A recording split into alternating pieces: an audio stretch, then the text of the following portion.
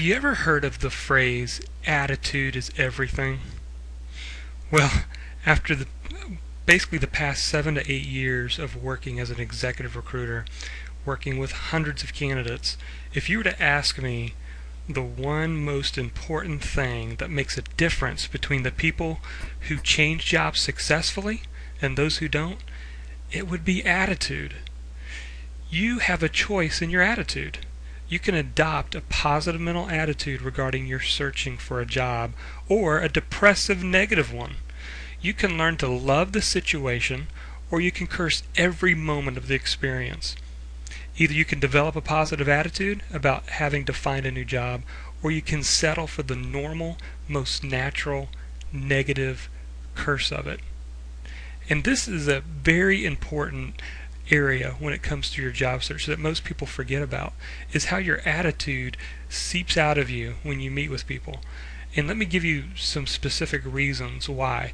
This is some common feedback that I get on a regular basis, unfortunately, when I match up a candidate who's got all the background and the skills, and on paper the employer is really excited about meeting this person, and then I will get this kind of feedback. Well, they could do the job, but they lacked energy and enthusiasm.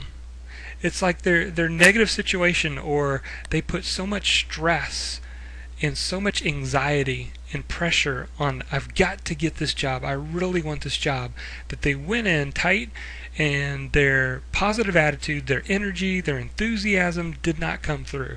Or another common feedback I get is they just seem to be very negative.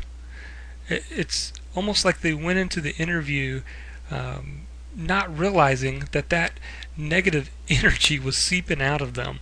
And I've had this happen a lot. Even in the recruiting profession, you've got up and down days, and over the phone, if you're not at the right mental step and you've just went through 3 or 4 bad calls, without you even realizing it, that negativity begins to seep out of you. It begins to come across in your tone of voice, in the way that you carry yourself.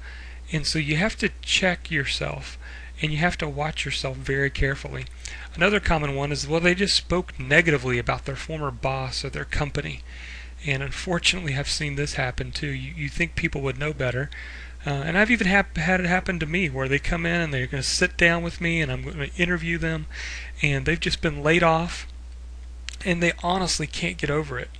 I mean, they are shell-shocked, and they want to find sympathy with me, and they want to find answers where there are no answers. And so sometimes you have to get over what's happened to you and decide that you're going to take action on what you can control.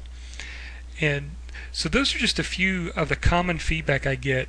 And again, this is not related to skills, the ability to do the job, nothing like that. This is all boiled down to motivation and attitude. People enjoy working with people they like. And no one likes to be around a negative person. No one likes to be around somebody who lacks energy or doesn't have a whole lot of enthusiasm. Nobody likes to be around someone who drains them when they spend time with them. You have to understand the importance of having a good motivation and attitude. If you've been laid off or if you've been downsized, embrace it. Just decide right now that you're going to embrace this challenge, that you're going to get excited about where you are right now, and you're going to find what is working in your life and concentrate and focus your time and energy on that.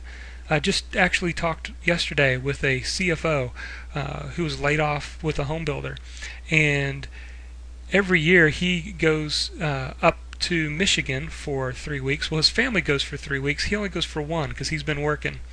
And he was laid off, and he just called me and said, you know what? I had the best time because for the first time I spent all 3 weeks with my family.